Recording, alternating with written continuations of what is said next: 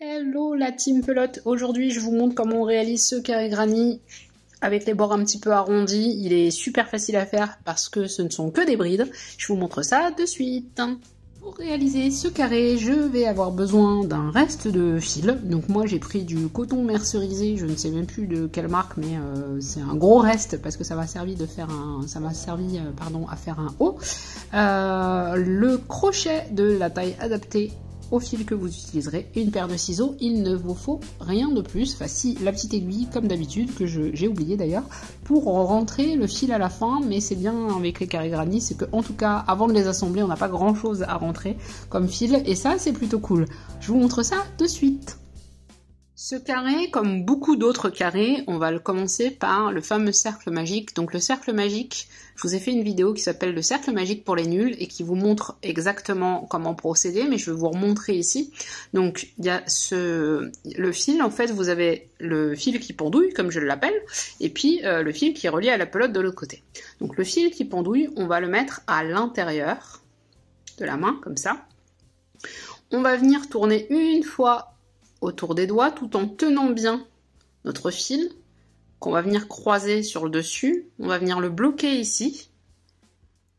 Je passe mon crochet de cette manière, je récupère mon fil, je le tourne pour former une boucle que vous voyez là. Je récupère de nouveau le brin de l'autre côté et je vais former ma première maille ici que j'ai dédoublée. Je vais former ma première maille ici.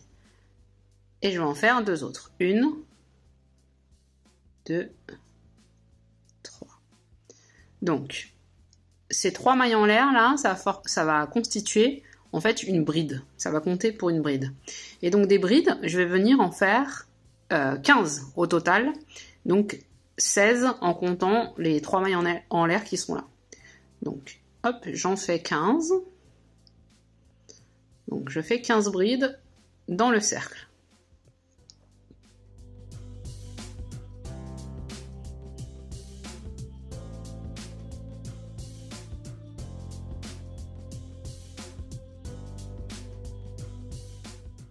J'ai donc mes 15 brides ici. Je vous montre. Donc on a bien 15 brides et on va venir tirer sur le fameux fil qui pendouille, hein, n'est-ce pas ? Et ça va resserrer notre cercle de cette manière-là. On va même pouvoir le serrer plus. Hein. On va le serrer plus. Hop. Là, je vais venir fermer mon cercle. Donc, je vais venir glisser mon crochet ici, dans les deux brins ici, et je fais juste une maille coulée. Donc, mon cercle est fermé. Je peux le serrer plus, hein. Le trou là, pas nécessaire. Je le serre. Vous voyez. Et on peut le serrer jusqu'à temps que ce soit totalement fermé ici. Donc là, j'ai au total donc 3 mailles en l'air qui font office de première bride et 15 autres brides. Donc au total, 16 brides. Je fais 3 nouvelles mailles en l'air. 1, 2, 3. Ici, je ne vais pas piquer dans la première maille, mais dans la seconde à côté. Donc, je fais 4 brides dans la même maille. Donc, 1, 2, 3 et 4. Les 4 brides sont dans la même maille. Vous voyez ici ? Toutes les 4, je les ai piquées dans la même maille. Je vais sauter la maille d'à côté et je passe à la maille suivante. Donc je saute une maille et pareil, je vais venir faire un nouveau groupe de 4 brides. 1, 2, 3, 4. Donc, deuxième groupe de 4 brides dans la même maille. Je saute de nouveau la maille suivante et je viens faire, encore une fois, un groupe de 4 brides. Et je vais faire tout le tour comme ça en fait. 4 brides, on saute une maille, 4 brides.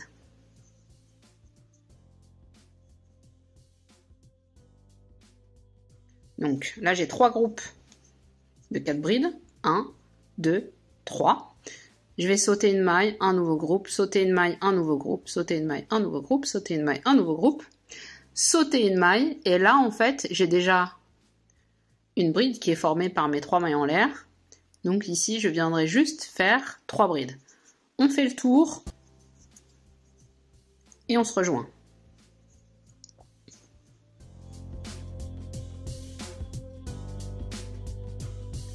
Là, j'arrive à ma dernière maille, donc je saute celle-ci, et ici, dans le dernier espace, je vais venir faire uniquement 3 brides, puisque la 4e est formée par les 3 mailles en l'air que j'ai fait en début de tour. Donc, j'ai bien mes 4 brides ici, l'équivalent de 4 brides, donc 3 brides plus mes 3 mailles en l'air. Je viens ici glisser mon crochet et je fais une maille coulée pour fermer mon tour. Comme tous les tours, je commence par 3 mailles en l'air et je vais venir juste à côté ici, là, je vais venir faire un groupe de 4 brides. 1, 2, 3 et 4. Vous l'aurez certainement compris, mes 3 mailles en l'air de démarrage viendront fermer mon tour ici.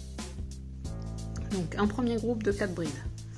Je vais venir piquer entre les 2 groupes d'en dessous.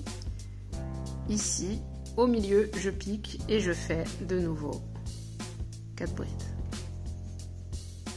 2, 3, 4.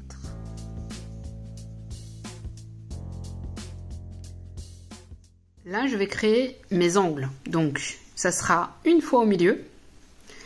Pour ce qui va déterminer mes angles, je piquerai ici. Je ferai un groupe de 4 brides ici et un groupe de 4 brides ici. Je ne vais pas piquer au milieu en fait.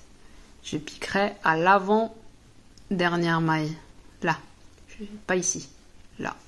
Donc, je vous montre de suite. Donc, ça sera ce qui va constituer l'angle de mon carré.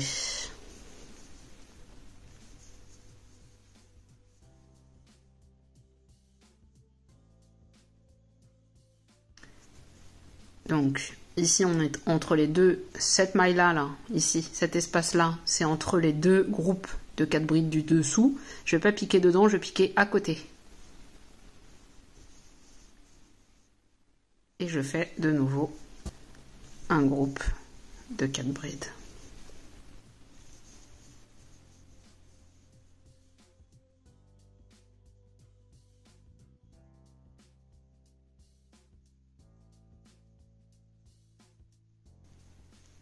Donc ça va être l'angle de mon carré. Donc ici je suis au milieu. Là j'ai crocheté en début d'angle. Donc j'ai pas pris la maille du milieu mais les 2 mailles de chaque côté. Ici je vais venir piquer au milieu. Là je reformerai un angle au milieu, un angle au milieu. Et je viendrai fermer l'angle qu'on a commencé au départ. C'est un petit peu abstrait ce que je vous dis pour le moment, mais vous allez vite comprendre la logique. Donc là, j'ai formé mon angle, là, et maintenant je viens me positionner au milieu, entre les 2 groupes de 4 brides du tour d'en dessous. Donc 1, 2, 3, 4. Je viens faire mon 3e angle, donc je ne vais pas piquer au milieu, mais bien juste la maille avant. Donc toujours pour des groupes de 4, 1, 2, 3, 4. Je saute une maille, donc la maille du milieu, je la saute, et je passe la maille juste à côté. Donc 1, 2, 3, et 4.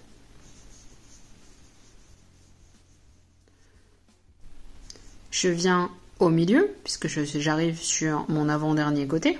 Donc ici, ça sera au milieu, entre les deux groupes de 4 brides du tour précédent.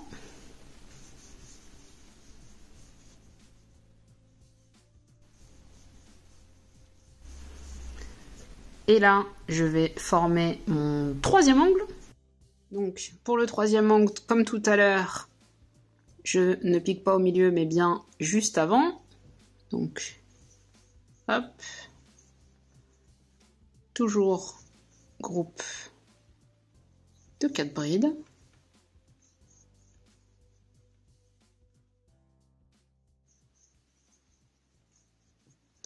Je saute la maille du milieu, je passe celle d'à côté. Ça m'aura donc formé mon troisième angle.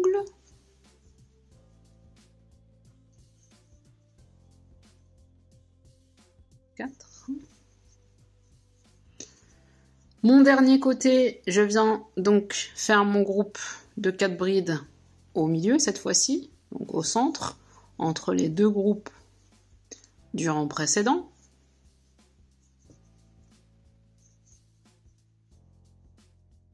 Et enfin, je vais venir ici fermer mon tour en faisant 3 brides, la quatrième étant formée par les 3 mailles en l'air du début de tour.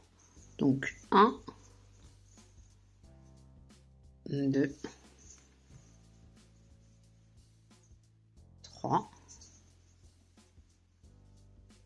Et je viens fermer mon tour en faisant une maille coulée. Donc au début c'est un petit peu rond, vous allez voir ça va prendre forme après. On pourra d'ailleurs faire un blocage, donc bloquer un carré granit c'est pas très compliqué. Vous plantez comme ça, vous mettez 4 épingles, vous mouillez, pardon, si je vous dis pas tout. Vous mouillez, vous plantez 4 épingles de façon à ce qu'il soit bien droit. Et vous allez voir, il va garder sa forme en séchant. C'est vraiment pas compliqué. En tout cas, moi, c'est comme ça que je procède. Donc, on a fini notre troisième tour. On va venir faire le quatrième et on le commence de la même façon. 1, 2, 3 mailles en l'air. Ça sera donc, les 3 mailles en l'air formeront la dernière bride du tour. Je pense que vous commencez à comprendre. Et donc, du coup, là, on est sur l'angle. Vous voyez l'angle du carré. L'angle du carré, toujours la même logique. On ne pique pas entre les deux. Juste la maille d'à côté. Donc, 1, 2, 3 et 4. Ici et ici, je vais venir piquer entre mes groupes de 4 mailles. Et à l'angle, je ferai comme j'ai fait tout à l'heure. Ça ne sera pas au milieu, mais sur les 2 mailles de chaque côté. Donc, ici, on pique au milieu. 1, 2, 3, 4. Je saute jusqu'à la maille centrale qui sépare les deux groupes de 4 de tout à l'heure. 1, 2, 3, 4. Et là, j'arrive à mon angle, qu'on commence à entrevoir. Donc, ici, je fais mon groupe de 4.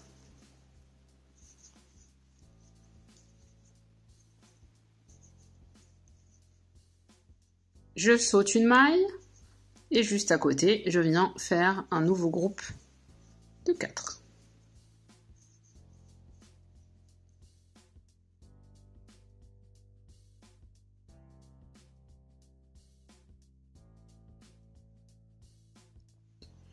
Donc, commencez à voir, je pense, où on doit en venir.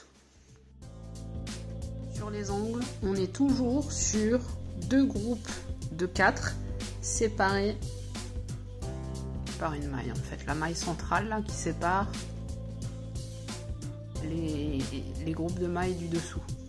Donc plus on va faire de tours, plus on aura de groupes de 4 qui formeront les côtés du carré en fait. Donc les angles, eux, ne changent jamais. C'est 2 groupes de 4 en sautant une maille au milieu. Et les autres groupes viennent s'intercaler à chaque fois de cette manière-là entre les groupes de 4 du milieu. Donc plus on va faire de tours, évidemment, plus on aura de groupes de 4. Le tour suivant, on aura un groupe de 4 ici, un groupe de 4 ici, un groupe de 4 ici, etc. Donc plus ça va aller, plus on aura de groupes de 4. Et on va agrandir le tour. Moi je vais vous montrer sur 6 tours, avec un petit tour de finition, mais vous pouvez faire ça à l'infini. Enfin à l'infini, oui, à l'infini, si vous voulez vous faire un plaid, vous pouvez y aller, hein, en continuant les tours comme ça. Celui-ci, c'est un carré comme, vous voyez, hein, il est un peu, il n'est pas carré au départ. En réalité, il va falloir le mettre en forme pour qu'il devienne carré. Donc c'est pas forcément celui que je vais conseiller pour faire des plaids parce que vous allez peut-être galérer à l'assemblage. Mais c'est tout à fait faisable, mais c'est pas forcément ce que je conseillerais. Ça, je le conseille plutôt en fait pour le centre d'un top, par exemple, d'un haut, d'un pull. Pour venir agrémenter des manches, etc. En tout cas, c'est un des carrés granny possibles. Il y en a des milliers, je pense, hein, je ne les connais pas tous. Mais il y a beaucoup de possibilités d'assembler des carrés granny, gilets, vous voyez. Et puis en ce moment, c'est vraiment hyper tendance, donc vous en voyez partout, à des prix incroyables d'ailleurs. On pourrait toutes et tous faire fortune en ce moment, parce que franchement, les prix qui sont pratiqués, un petit peu abusés à mon sens, mais pourquoi pas, hein. Pourquoi pas si ça fonctionne. En tout cas, vous voyez que c'est pas très compliqué de le faire soi-même. J'essaye de vous parler, de me concentrer en même temps. C'est pas mon fort. Mais je voulais au moins aller jusqu'à l'autre coin pour vous montrer ce que ça donne. Et après, je pense que vous avez compris la logique et que vous allez pouvoir avancer seul sur ce carré.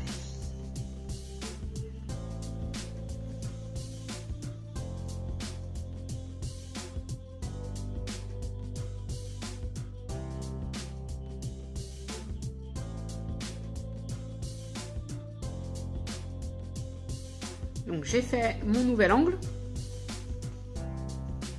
Mes côtés ici sont composés de 2 groupes, de 4. La fois d'après, ce sera 3, etc., etc. Ça, je pense que c'est bon, vous avez bien compris. Donc, mon 3e côté.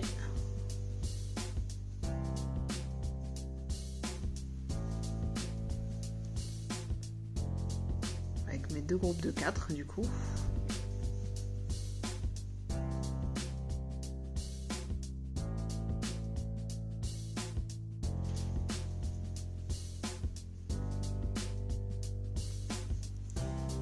Mon avant-dernier angle.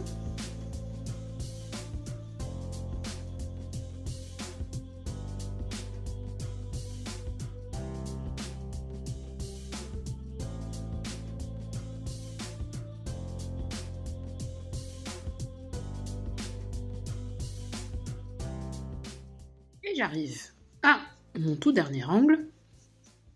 Et là, je ne fais que 3 brides.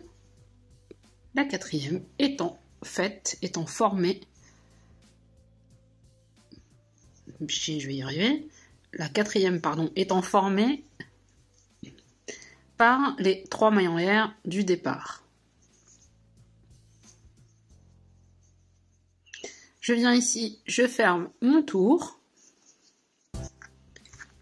on est là. Donc plus on va agrandir, plus ça va ressembler à un carré. Vous voyez que c'est un peu moins rond que tout à l'heure. Et donc on a les angles On commence à bien déterminer. Et à chaque fois, les groupes de 4 qui constituent les côtés. Donc le tour d'après, il va commencer de la même façon par 3 mailles en l'air. 2, 3. On vient faire le premier groupe de 4. On va venir le faire ici, pas dans cet espace-là, mais ici. Donc ça, c'est la moitié du dernier angle au final.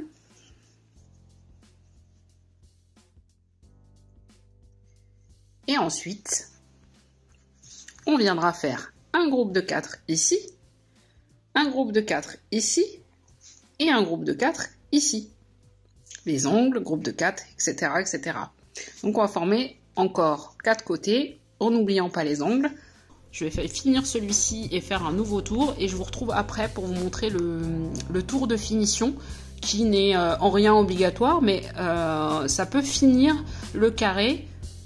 C'est une façon en tout cas de le finir. Donc moi je fais mes 2 tours, je finis mes 2 tours et on se retrouve. Je suis arrivée à l'issue de mes 2 tours. On peut continuer comme ça, comme je vous disais, à l'infini. Ça dépend du projet que vous avez prévu avec ces carrés. Pensez à les bloquer, comme je vous expliquais tout à l'heure, vous mouillez le carré, vous le bloquez avec des épingles. En fait, vous bloquez, vous lui donnez la forme carrée en fait, et vous le laissez sécher comme ça, alors qu'il est épinglé. Moi, je vais faire un tour de finition. C'est une proposition comme une autre. D'ailleurs, c'est pas la plus compliquée, hein, puisque je ne vais faire que des mailles serrées dans chaque maille. Vous pouvez faire la finition que vous souhaitez si vous vous arrêtez à ce format de carré.